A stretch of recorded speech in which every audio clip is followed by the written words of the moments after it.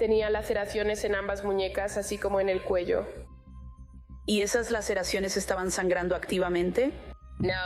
Lindsay Clancy fue encontrada en el suelo detrás de su casa después de caer de la ventana del dormitorio del segundo piso. Ella dice que intentó quitarse la vida después de matar a sus 3 hijos pequeños.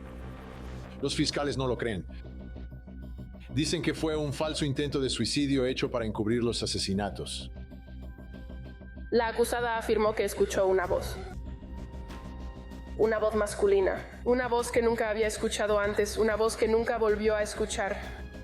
Y esa voz le dijo que era su última oportunidad. Tenía que matar a los niños para poder matarse a sí misma. Lindsay admite haber matado a los niños, pero niega tener responsabilidad penal debido a psicosis posparto y a una sobremedicación. Y ahora los fiscales tienen que probar, más allá de toda duda razonable, que los problemas de salud mental de Lindsay no tuvieron nada que ver con haber matado a sus hijos. Es un caso que será decidido por 12 miembros del jurado que hoy visitaron la casa donde todo esto ocurrió en enero de 2023. Así que hoy el jurado regresó a la escena, a la antigua casa de Lindsay y Patrick Clancy, y pudieron ver la ventana del segundo dormitorio. ¿Qué tan alta estaba del suelo? ¿Alguien realmente podría deslizarse por ahí? También entraron para ver el sótano donde les quitaron la vida a esos 3 niños. ¿Cómo impactará esta visita del jurado? Soy Vinnie Politan. Vamos a investigar.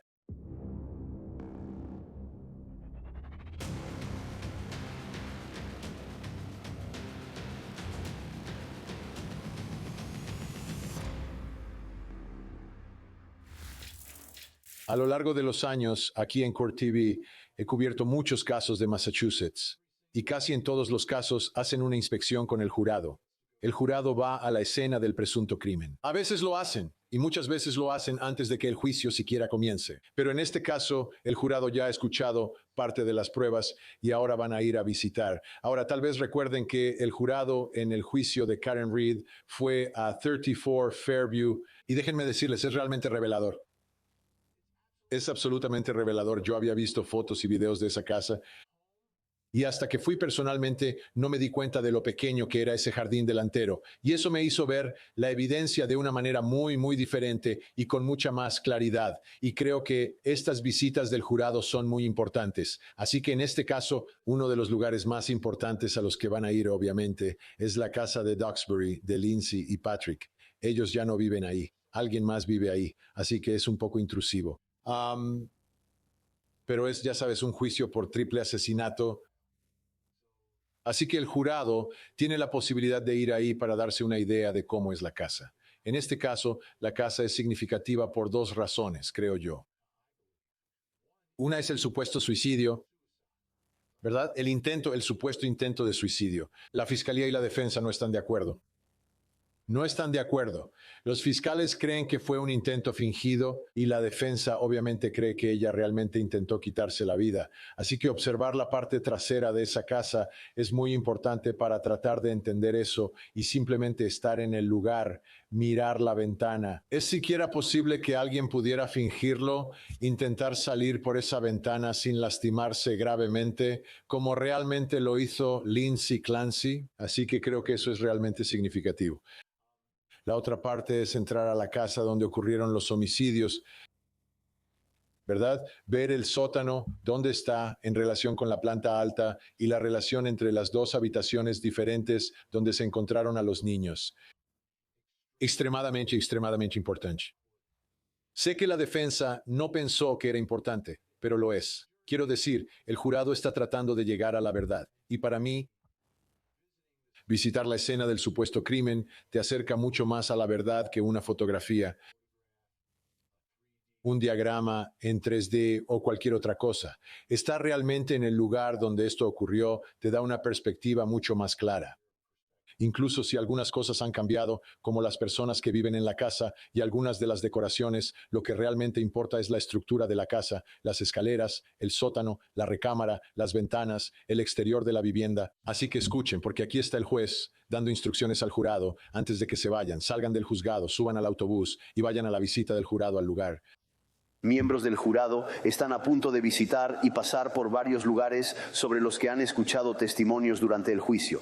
La terminología que usamos para eso, como ya he dicho, es una inspección. Ahora, el propósito de la inspección es ayudarles a comprender mejor la evidencia que han escuchado y escucharán durante el juicio y ayudarles a apreciar la ubicación y el entorno de estas diferentes áreas. Muy bien, ahora la inspección que van a realizar es parte del caso. Las observaciones que hagan durante la inspección pueden ser utilizadas y consideradas por ustedes en sus deliberaciones al llegar a un veredicto. Así que pueden considerar lo que están a punto de ver durante el transcurso de la inspección. Los lugares a los que vamos a ir en este caso, vamos a conducir hasta la farmacia CVS que se describió.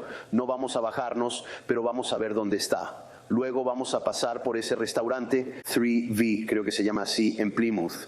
Así que vamos a conducir hasta allá. Luego vamos a regresar a la casa que está en... Y tendrán la oportunidad de entrar a la casa. Van a entrar ahí con los oficiales de la corte, los abogados y conmigo. Y como tenemos un jurado grande aquí, lo que probablemente vamos a hacer es dividirlo en tal vez 3 grupos de 6. Muy bien, entonces tomaremos a 6 y iremos todos. Veremos diferentes áreas. Los abogados señalarán ciertas cosas de las que tal vez quieran que tomen nota. Pero pueden ver todo en cuanto a solo observar. Cuando estén ahí, no deben hacer ninguna investigación independiente. No deben abrir cajones, ni puertas, ni nada por el estilo. Así que los abogados les darán una oportunidad. Les daremos la oportunidad de simplemente mirar alrededor y observar eso. Buenas instrucciones del juez. Vamos a ir a 3 lugares, ¿verdad? Y obviamente el restaurante, el CVS, darse una idea de cuánto tiempo toma el trayecto y de qué tan cerca queda realmente al ir por las calles desde el restaurante y el CVS de regreso a la casa en Duxbury. Así que tenemos algo de video de la inspección. Solo permiten una cámara ahí para grabar video. Y este es el autobús que se va. Obviamente las ventanas están polarizadas. No queremos ver al jurado. No nos interesa. Pero aquí están... preparándose para esta vista. Y este es el restaurante 3B, así que fueron en el autobús hasta 3B. No hay razón para entrar necesariamente, ya vieron el video y es solo para ver la ubicación y dónde está en relación con la casa y obviamente dónde está en relación con CBS. Recuerda, los fiscales creen que todo esto fue planeado y tramado. Este restaurante fue elegido específicamente por la distancia y el tiempo que tomaría llegar ahí. Y ahí vemos el autobús volviendo a la carretera y saliendo de 3B en camino para pasar a ver el CBS. Así puedes ver la distancia entre los dos. Lo interesante es que no lo están. Supongo que no están tomando la misma ruta exacta que tomó Patrick ese día. Si yo hubiera hecho la vista, lo habría hecho así. Empezar en la casa, conducir hasta el CBS, conducir hasta 3B, luego regresar y después hacer una vista de la casa. O podrías hacer primero la vista de la casa y luego hacer el recorrido. Así que ahí están. Y este es creo que es la plaza comercial donde de hecho está el CBS. Y de nuevo, solo observando el autobús. Me pregunto qué pensarán las personas cuando ven esto. Algo que se señaló es que no tienes la gran presencia policial que generalmente tienes en estas situaciones. Y eso de hecho se discutió al principio de este caso. Así que aquí está el CBS. Está bien. Esa es la CBS en cuestión. De nuevo, ahí es donde fue Patrick Clancy. Vimos el video de él dentro de la CBS y lo vimos subiendo y bajando por los pasillos. Es cuando él vuelve a llamar. Y esto está a solo unos minutos de la casa en sí. Así que vamos al video de la casa ahora porque esto es para mí la parte más importante del recorrido. Sí, conducir hasta ahí lo entiendo. Pero luego ver la casa en sí, el tamaño, las ventanas. Ahora, el jurado entró a la casa pero la cámara no entró. Alguien más vive ahí. Quiero decir, es una cosa, tenemos una visita del jurado al lugar, lo entiendo. El jurado puede entrar ahí para recorrer las escaleras, ver el dormitorio en relación con el sótano. Eso es importante. Pero para los medios, el público, no necesitamos entrar a la casa de estas personas. Ya tenemos las fotos, así que tenemos una idea. Pero para el jurado, para mí, la parte más importante para el jurado en esta vista sería ir a la parte trasera de la casa donde Lindsay Clancy intentó o supuestamente intentó quitarse la vida. Y para mí esa es la parte más significativa del exterior de la casa. Cuando entras a la casa, de nuevo, es como se relaciona todo entre sí. Así que esa fue la visita del jurado al lugar. El jurado salió, pudieron verlo.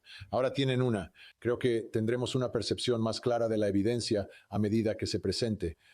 Ahora volvamos a la evidencia. Y un testigo, Mark Anthony Maffeo, del Departamento de Policía de Duxbury, y él testificó sobre varias cosas, incluyendo sus observaciones sobre Lindsay Clancy. Y creo que esta parte es significativa porque es un tema importante para los fiscales.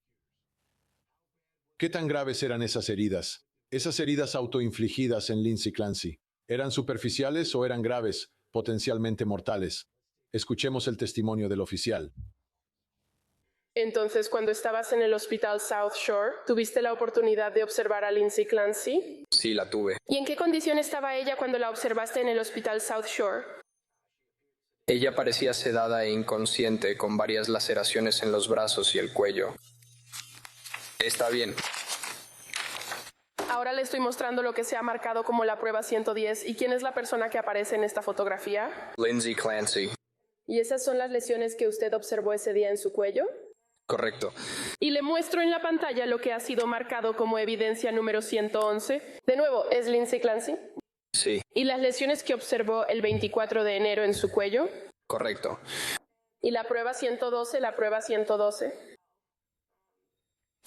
En el centro de esta fotografía, con un brazo extendido, hay algunos cortes y un corte en el medio. ¿También observó eso el 24 de enero? Sí, lo hice. Y finalmente la prueba 113, ese sería el otro brazo. ¿Observó esos cortes en ese brazo? Sí.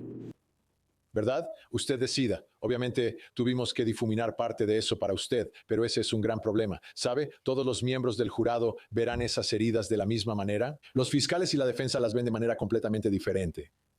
Pero el jurado va a tener que llegar a algún tipo de consenso sobre si ella intentó quitarse la vida o no. Ahora, en el contrainterrogatorio, la defensa señaló otra cosa que se observó ahí en la habitación, la cantidad de sangre que había en la habitación y en la ropa de Lindsay Clancy. Quieren decir, miren, sí, en esas fotos ella no está sangrando, pero eso es porque toda la sangre fue absorbida en otros lugares. Vamos a ver y escuchar. Y una de las cosas sobre las que el abogado le preguntó fue la ropa que Lindsay llevaba puesta y que fue cortada, ¿cierto? Correcto. Así que solo voy a mostrarle esto y preguntarle si esto parece ser una representación fiel y precisa. Una representación de, por ejemplo, una de sus prendas de vestir. Sí. Bueno, pues no lo sé, así que solo me aseguraré de que esté incluido. Eso es todo. ¿Eso muestra que hay sangre en esa prenda de ropa? No que yo vea. Está bien. ¿Había algún tipo de residuo de pintura o algo en la ropa, si lo recuerda? No lo recuerdo, no. No. ¿Notaste sangre en los pantalones de mezclilla?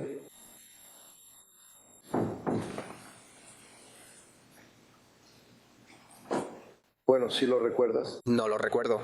No, ¿qué tal él? Supongo que sería la blusa que llevaba puesta. ¿Notaste sangre en esa prenda? No. ¿Había un sostén que fue cortado, si recuerda, señor? Sí, sí lo había.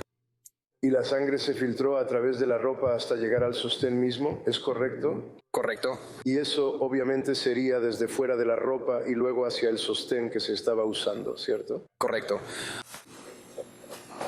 Y cuando entraste al dormitorio, hiciste observaciones como detective sobre ciertos objetos. Por ejemplo, esto parece ser una representación fiel y precisa del piso, gotas de sangre en... Ajá. Esto Esto es una indicación de la cama en sí, el lado derecho de la cama, sangre adicional que se encontraba en el piso junto a los libros. sí. Parece ser este el buró que estaba junto a la cama. Sí, lo es. ¿Y puede ver lo que está encima del buró? Sí. ¿Pero qué hay encima del buró? Hay 2 tazas, un cuchillo. Parece que hay un frasco de algo y tal vez un reloj. Bien, ¿también hay gotas de sangre? Correcto.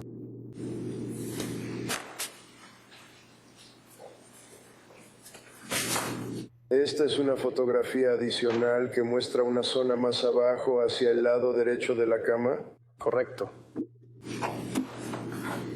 Esta es una toma de cerca del cuchillo que estaba en la mesa de noche, así como la pequeña taza que estaba ahí y algo que dice spray de almohada para sueño profundo. ¿Ves?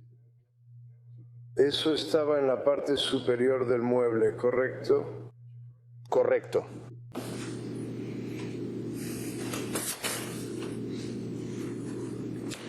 Y esto, de nuevo, es un área que muestra varios artículos de ropa. Parece una pequeña diadema, un cable, quizá para cargar un teléfono, y sangre en el suelo. Correcto.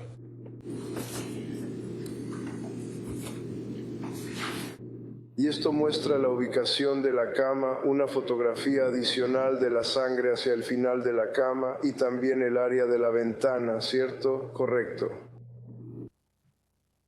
Y le corresponderá al jurado decidir, ¿es esa cantidad de sangre suficiente para demostrar que, oye, ella realmente estaba intentando quitarse la vida cuando se cortó las muñecas y la garganta con ese cuchillo?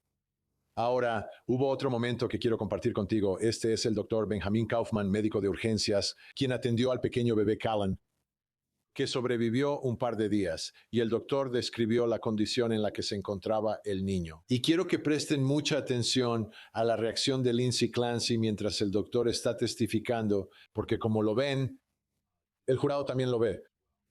Así que echemos un vistazo. Y específicamente el 24 de enero de 2023, ¿estabas trabajando esa noche? Sí, lo estaba. Y mientras trabajabas esa noche, ¿atendiste a una paciente llamada Callan Clancy? Sí, esa era mi paciente. ¿Y recuerdas cómo llegó él al hospital? Sí, llegó con los servicios de emergencia mientras le estaban haciendo RCP. Y es típico que cuando los servicios de emergencia llegan con un paciente, te den como un resumen o un informe de la condición del paciente. Sí, lo es. ¿Y te dieron ese informe sobre la condición de Kellen? Sí, me lo dieron. En ese momento su corazón se había detenido y le estaban haciendo RCP y no estaba respirando. Estaba recibiendo respiraciones mediante ventilación con bolsa, válvula, mascarilla. ¿Y qué hiciste en cuanto al tratamiento de Kellen? Así que en cuanto llegó, básicamente le colocamos un tubo de respiración y pudimos establecer una vía intravenosa. Lo primero que hacemos es administrar una dosis de epinefrina y en este caso puedes mirar directamente el corazón con un ultrasonido. Y su corazón empezó a latir después de que pudimos administrar esa dosis. En ese momento continuamos con las compresiones y seguimos dándole respiraciones a través del tubo de respiración. Y el hospital de Plymouth no tiene pediatría ni la capacidad para atender a un paciente pediátrico de ese nivel, así que estábamos hablando por teléfono con el hospital de niños de Boston, haciendo preparativos básicamente para llevarlo a una atención más especializada. ¿Y aproximadamente cuánto tiempo después de que empezaste a atender a Kellen recuperó el pulso? Probablemente desde que llegó a la sala de emergencias, tal vez como unos 10 minutos más o menos, supongo. ¿En algún momento él recuperó la capacidad de respirar por sí mismo mientras estaba bajo tu cuidado? No. ¿Realizaste algún examen o prueba para determinar la función cerebral de Kellen? Entonces en ningún momento mostró alguna función cerebral. No soy neurólogo, así que no somos la autoridad definitiva, pero en medicina de emergencia hay una escala llamada la escala de coma de Glasgow, que generalmente va de 3 a 15. Hay diferentes variaciones para pediatría, pero él obtuvo la puntuación más baja, que básicamente significa que estás en coma o no tienes respuesta cerebral durante todo el tiempo que estuvo bajo mi cuidado. Entonces, en esa escala de 3 a 15, 15 sería alguien que está caminando, hablando y actuando normalmente. Así es. ¿Y un 3 es alguien sin función cerebral? Eso es correcto. ¿Y usted declaró que Kellen estaba en un 3 cuando lo atendió? En ningún momento durante su atención tuvo alguna función cerebral que fuera evidente en mi examen. ¿Y en algún momento se decidió transferir su atención al Hospital de Niños de Boston? Sí, estuvimos en contacto con ellos prácticamente de inmediato, y luego fue trasladado en helicóptero al Hospital de Niños de Boston. Y durante todo ese tiempo, los doctores de la UCI estuvieron al teléfono revisando el caso y haciendo recomendaciones. ¿Y en algún momento Según su conocimiento, desde el momento en que ingresó al departamento de emergencias en Beth Israel Deaconess Plymouth hasta que llegó al hospital de niños de Boston, ¿pudo respirar por sí mismo? No. Un golpe de realidad para Lindsay Clancy dentro de la sala del tribunal. Quiero decir, ella es la responsable de hacerlo. La pregunta es, ¿será considerada penalmente responsable? Los primeros respondientes que llegaron a la casa de Clancy, lo que vieron, lo que escucharon, es casi indescriptible, pero tienen que describirlo. Así que Stephen Hall, del Departamento de Policía de Duxbury, interactuó con Lindsay y luego bajó al sótano donde estos 3 niños estaban sin vida. En el suelo, el bebé apenas aferrándose a un latido, a algunas respiraciones, pero los otros 2 ya habían muerto. Escuchemos ahora el testimonio de Stephen Hall mientras describe lo indescriptible.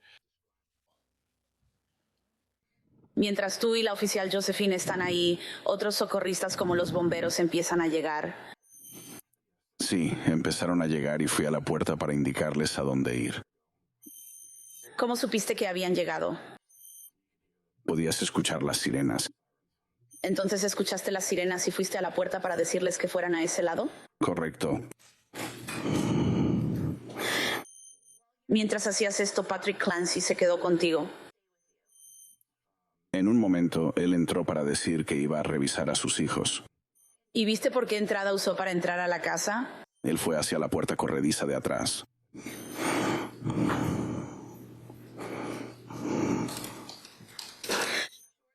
Poco después de que Patrick Clancy entró a la casa, ¿recibiste una llamada por radio? Sí. ¿Y qué escuchaste por radio? La central dijo que no podía despertarlos. ¿Y sabías de qué estaban hablando cuando escuchaste eso por primera vez? La verdad, no. ¿Entonces algo llamó tu atención? Sí, escuché un grito fuerte desde adentro. ¿Y pudiste decir de dónde venía? De justo adentro de la casa. ¿Y los gritos eran palabras o solo sonidos? Es solo un sonido. Cuando escuchaste esos gritos, ¿qué hiciste? El oficial Josephine y yo corrimos hacia la puerta corrediza y entramos a la casa. ¿Y cuando entraste a la casa, recuerdas en qué habitación entraste? A la cocina. ¿Y cuando entraste a la cocina, todavía podías escuchar esos gritos? No, podíamos escuchar que estaba hablando, pero los gritos ya habían terminado. Cuando dijiste que estaba hablando, ¿quién estaba hablando? Patrick Clancy. ¿Recuerdas que él dijo, no puedo despertarlos, no puedo levantarlos? Sí. ¿Y recuerdas su actitud mientras decía eso? Parecía muy alterado. ¿Qué hiciste en respuesta a eso? Él salió de una habitación trasera, así que nosotros corrimos hacia esa habitación trasera. Señor, le estoy mostrando la prueba número 89. ¿Esa es la vista cuando bajas las escaleras y giras a la derecha? Sí. Y luego le muestro la prueba 90, esas bandas de ejercicio ahí atadas a la puerta del closet. Sí. La 91 solo es una toma de cerca de eso, ¿correcto? Sí. Entonces la 92... ¿Qué estamos viendo en esta fotografía, señor? Ese era el cuarto de atrás de donde parecía que él venía. Ese paquete venía de ahí. También puedes ver 2 fotografías para el diagrama de esos lugares que son representaciones muy precisas de cómo se veía ese día. Sí. ¿Y qué viste cuando llegaste a ese cuarto de atrás? Justo pasando la puerta, del lado izquierdo, estaba el cuerpo de un niño pequeño. ¿Y recuerdas en qué posición estaba el niño? Tenía los pies hacia la puerta y la cabeza hacia la pared. ¿Y estaba de espaldas o boca abajo? Estaba de espaldas. ¿Y recuerdas qué estaba usando? No tenía camisa. Creo que solo llevaba un pañal o ropa interior de algún tipo. Te estoy mostrando la prueba 93. Si no te molesta, ¿podrías señalar dónde viste su cuerpo? Un momento, señor. Que conste en el acta, ha señalado el área de la banda elástica amarilla para ejercicio. Que así conste. Y señor, esa pequeña banda de ejercicio, ¿la vio en esa posición cuando vio el cuerpo del niño en el suelo? Sí. Es la prueba 94. ¿Qué es eso?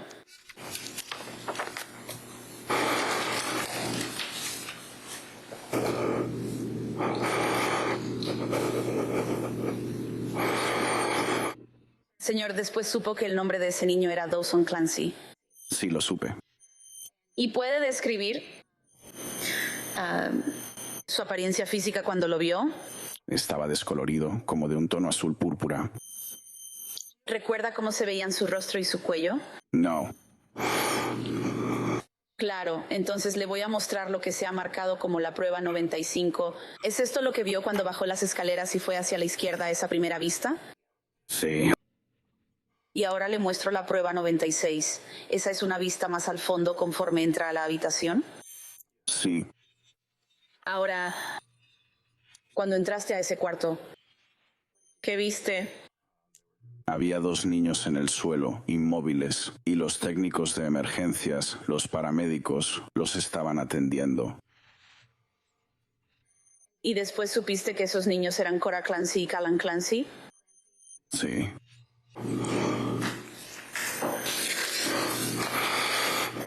¿Hizo algo para ayudar a los paramédicos en ese momento?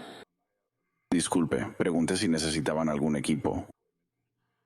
¿Y le pidieron que consiguiera algún equipo? Me pidieron que trajera un monitor cardíaco. ¿Y lo hizo? Fui y busqué al capitán de bomberos para preguntarle dónde podía conseguir uno, y él estaba bastante molesto. Así que terminé bajando de nuevo al sótano. Si pudiera mostrarle la prueba 96 de nuevo y solo pedirle que nos señale dónde vio a cada niño. Más tarde.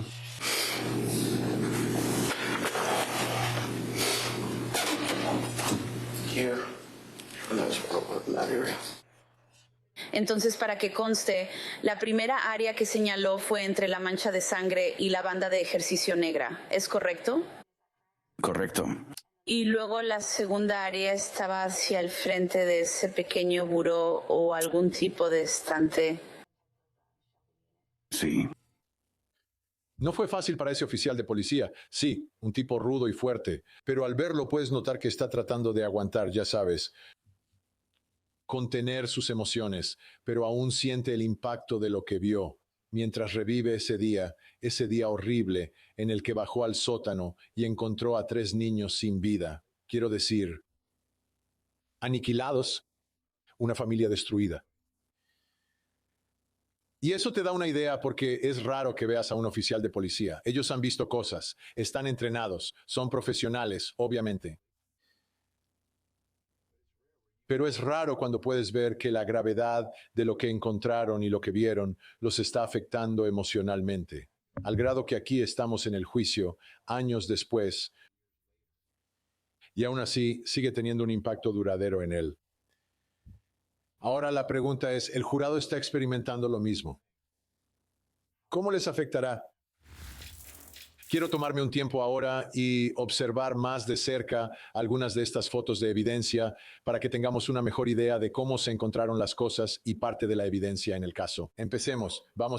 Comenzaremos en el sótano. Y mientras te llevamos al interior del sótano, aquí es donde se encuentra a Dawson, de 3 años, cerca de esa banda de ejercicio amarilla. Esa es el área. Y esa es la banda de ejercicio que se usó para quitarle la vida. Y recuerda, Patrick entra y está quitando todas estas bandas de ejercicio de los niños mientras intenta ver si están vivos e intenta salvarlos. Y miras dentro del cuarto. Y lo interesante es que en esta parte del sótano me pregunto si él estaba huyendo hacia esa área o no. Esa siempre ha sido mi preocupación, que uno de los 3 vio lo que estaba pasando e intentó escapar y no pudo.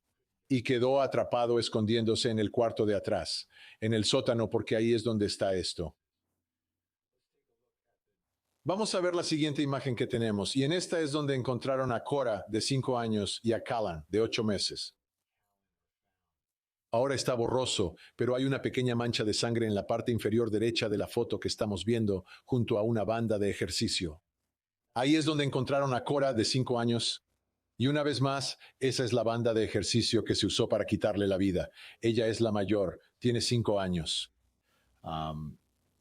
Y esa es el área. Y te estarás preguntando sobre la sangre. Sabes, hemos recibido algunas preguntas, gente preguntando por qué hay sangre en un caso de estrangulamiento. Ahora, hay otro punto de vista de esta misma escena y también quiero echarle un vistazo Y esto es desde el otro lado de la habitación. Así que en la esquina inferior derecha verás un par de cosas. Verás la pijama de Callan, que debió haber sido retirada durante los esfuerzos por salvarle la vida, junto a la banda de ejercicio que se usó para quitarle la vida a Callan. Y luego a la izquierda de ahí es donde estaba Callan.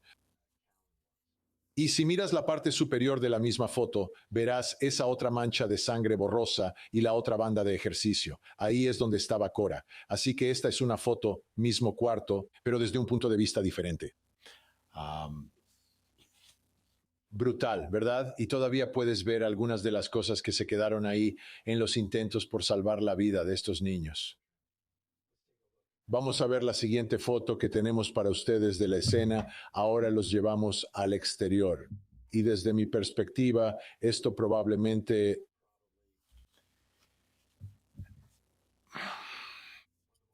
Uno de los aspectos más interesantes e importantes de este caso, porque no olvidemos cuáles son las acusaciones aquí. La defensa está diciendo que después de que ella mató a sus hijos, que Lindsay Clancy se lanzó por la ventana en un intento de quitarse la vida. ¿De acuerdo? Así que miras la altura desde este ángulo. Sí es el segundo piso, pero no es extraordinariamente alto, pero sí es alto. Es peligroso, obviamente. Ella ya no camina. Ella quedó paralizada por la caída.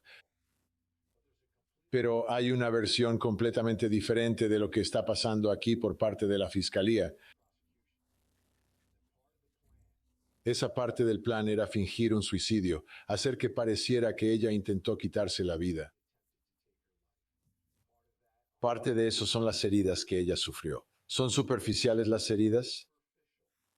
Son realmente heridas graves, ¿verdad? Esa es parte del argumento. La otra parte del argumento es parte de la evidencia física que se encuentra aquí. Y esto es realmente importante. Mira ambas ventanas que tenemos aquí, ¿verdad? Entonces tienes la ventana de arriba y luego hay una ventana debajo de esa también que tiene un poco de borde que sobresale, ¿verdad? Un pequeño alféizar en esa segunda ventana, debajo de la ventana del dormitorio, que está en la parte superior. Así que vamos a ver otro punto de vista en la parte trasera de la casa. Y aquí puedes ver algunas otras cosas. Puedes ver el pozo de la ventana, debajo de esa ventana del primer piso, ¿verdad? Y eso está casi alineado, un poco a la izquierda de la pantalla. Y esa tendría una de esas ventanas parciales al sótano. Está algo protegida ahí. También hay una entrada exterior que verás completamente al lado izquierdo de la casa, que es una forma de entrar y salir del sótano desde afuera si quisieras salir del sótano y salir al patio trasero. Tienes esa entrada exterior que es muy común. Lo vimos también en el caso de Karen Reed. El 34 de Fairview también tenía una de esas. Ahora quiero mostrarte unas fotos realmente importantes y vamos a comenzar con la ventana del dormitorio, ¿de acuerdo? Esta es la ventana de arriba, las manchas de sangre en la parte de abajo. ¿Cómo llegaron esas manchas de sangre ahí? Bueno, sabemos que ella se cortó la muñeca y la garganta, así que hay sangre adentro, tiene sangre encima, no está sangrando profusamente, pero sí está sangrando. Eso es lo que dicen los fiscales.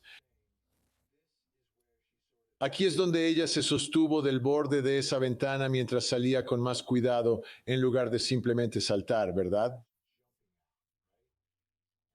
Y esto es importante por la siguiente foto que te voy a mostrar en un momento. Pero trata de imaginar cómo sería si alguien intentara salir por esa ventana y deslizarse por el costado de la casa, en lugar de saltar intentando quitarse la vida, porque esas son las dos versiones que le están diciendo al jurado. ¿Qué nos dice la evidencia sobre eso? ¿Con qué es consistente la evidencia? Los fiscales argumentarán que esa sangre es consistente con que ella salió trepando y se sostuvo de lado mientras intentaba bajar por la pared de la casa, porque como puedes ver, las ventanas sobresalen un poco, hay como pequeñas repisas en la parte superior e inferior. Ahora echemos un vistazo a la parte superior de esa ventana inferior. Esta es la parte superior de la ventana inferior y puedes ver que hay un pequeño borde, porque hay algo de sangre detrás, pero también hay sangre ahí. Si ella está saltando por la ventana para quitarse la vida, ¿habría sangre en esa ventana inferior? Manchada de la forma en que está, o como dicen los fiscales y como están argumentando los fiscales, es que Lindsay Clancy está trepando por esa ventana del segundo piso para que pueda acostarse en el patio trasero y hacer que parezca que saltó por la ventana en un intento de quitarse la vida. Ahora, el problema para los fiscales es que, como resultado de lo que haya pasado aquí, ella está paralizada. Así que están diciendo que ella intentó hacer eso, pero de alguna manera resbaló, y supongo que cayó de cabeza y ahora está paralizada. La defensa obviamente creo que todavía tiene la ventaja al tratar de mostrar el panorama de si esto fue o no un intento de quitarse la vida debido al resultado de lo que pasó. Pero los fiscales dicen que no, mira la evidencia de sangre, mira las manchas. No, ella está tratando de bajar por un costado de la casa que no es tan alto como piensas, y el jurado lo vio en la inspección ocular, ¿verdad? Así que ellos saben exactamente, pudieron verlo con sus propios ojos. Pero esa mancha de sangre, ¿qué te dice esa mancha de sangre? ¿Te dice que ella saltó o se deslizó en un intento de hacer que esto pareciera un intento de suicidio cuando en realidad no lo era? Entonces, este asunto de si el intento de suicidio fue real o falso. Entonces, tienes el patrón de sangre, las manchas de sangre en la casa, pero también tienes a Lindsay Clancy en persona. Las heridas que estaba sufriendo y cómo actuaba y reaccionaba ante las personas que venían a tratar de ayudarla y salvarle la vida.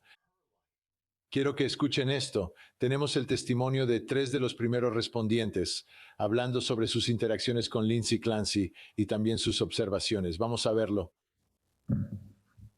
¿Y qué viste en el patio trasero?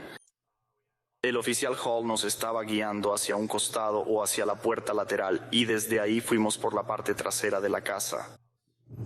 ¿Y viste a una mujer en el suelo? Sí, la vimos. ¿Y supiste que era Lindsay Clancy? Sí. ¿Recuerdas qué llevaba puesto? Creo que llevaba jeans y una camiseta de tirantes. ¿También llevaba calcetas? Creo que sí. ¿Y la examinaste o la evaluaste cuando llegaste hasta donde estaba? Sí. ¿Y qué lesiones, si es que viste alguna, observaste? Tenía laceraciones en ambas muñecas, así como en el cuello. ¿Y esas laceraciones estaban sangrando activamente? No. ¿Puede describir las laceraciones que vio en su cuello? Había sangre seca, parecía ser algo superficial ya que no había sangrado activo. ¿Y qué hay de los cortes en sus muñecas justo ahí? Superficiales. Eso encaja perfectamente con el argumento de la fiscalía aquí. Estas son heridas superficiales. Este es un paramédico, es alguien que atiende emergencias, es del departamento de bomberos, o sea, ya ha visto esto antes. Esto es superficial, no hay sangrado activo. Ella realmente no quería quitarse la vida. Eso es lo que la fiscalía va a usar para argumentar. Vamos a ver. ¿Y dirías lo mismo? ¿Estás diciendo que no había sangrado activo ahí? Correcto. Bien, ¿y qué hiciste si es que hiciste algo para tratar esas heridas? Lo vendamos, creo que también le pusimos un apósito ABD, solo un apósito estéril en el cuello. Dijiste una almohadilla ABD o una almohadilla estéril. ¿Eso es solo un tipo de gasa o algo que se pone sobre la herida? Sí. Está bien. Y entonces tú hiciste eso y luego vendaste las muñecas o al revés. Fue la muñeca primero, creo, pero aseguramos la vía aérea antes de vendarle la muñeca. Bien, entonces cuando llegaste por primera vez, ¿ella estaba respirando por sí misma? Sí, lo estaba. ¿Respondía ella? Un poco. ¿Qué significa eso? No respondía del todo, básicamente solo a estímulos dolorosos. ¿Y qué son los estímulos dolorosos? Mientras la movíamos, volvió un poco en sí. Bien, ¿y los estímulos dolorosos, los estímulos son cuando alguien reacciona física o verbalmente al dolor? Sí. Y entonces dijiste que la evaluaste cuando llegaste, dijiste que revisaste la vía aérea primero, ¿es correcto? Sí. ¿Y cómo lo hiciste? Colocamos un dispositivo OPA para mantener la lengua hacia abajo y proteger la vía aérea. ¿Qué es un dispositivo OPA? Es un dispositivo de plástico que deprime la lengua para mantener la vía aérea abierta. Bien, entonces ¿no es el tubo que baja? No. Es solo algo que mantiene la lengua hacia abajo. Eso es correcto. Y después de hacer eso, ¿cuál fue el siguiente paso? Le pusimos una mascarilla de oxígeno sin reinhalación y ajustamos el oxígeno. Entonces, ¿esa es solo una mascarilla que se coloca en la cara y proporciona oxígeno? Sí. ¿Y luego qué hiciste después de eso? Fue cuando escuchamos el grito. Simplemente me acerqué al paramédico y le pregunté en qué podía ayudarlo. Él dijo, ella estaba bien, pero seguía quitándose la mascarilla de oxígeno, así que yo solo seguía poniéndosela de nuevo en la cara. ¿Y cuando dices ella te refieres a Lindsay Clancy? ¿Sí? ¿Y viste a una paciente ahí en el patio trasero? Sí. ¿Y dónde estaba?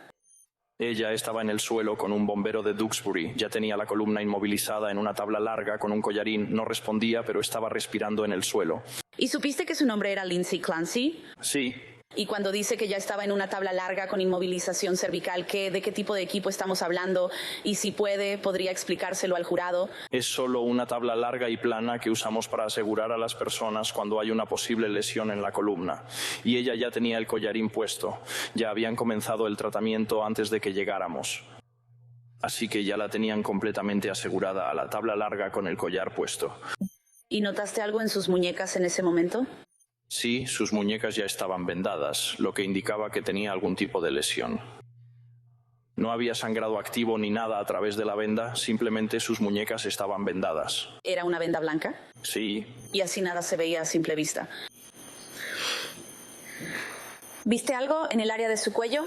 Tenía algunas laceraciones superficiales que pudimos ver alrededor del collarín, pero normalmente no retiramos el equipo después de que ya ha sido colocado, así que no investigué más allá de eso.